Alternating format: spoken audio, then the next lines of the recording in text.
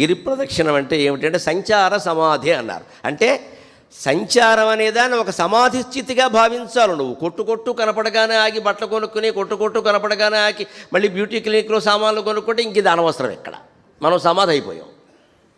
ఇవాళ మొత్తం షాపింగ్ కాంప్లెక్స్లో వచ్చే గిరి ఎక్కడా కనపడలేదు నాకు. నా దురదృష్టం ఏమిటో కానీ మొత్తం మూసేశారు.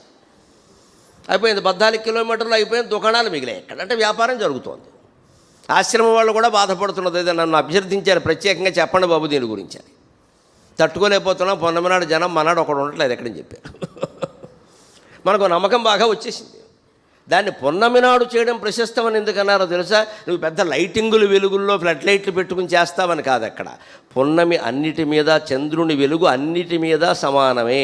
ఒక దేవాలయం మీద ఎలా పడుతుందో ఒక మురికి కాలువ మీద కూడా అలాగే పడుతుంది పొన్నమి వెన్నెల. మన దృష్టి అలా మారాలి, సమదృష్టి ఏర్పడాలి.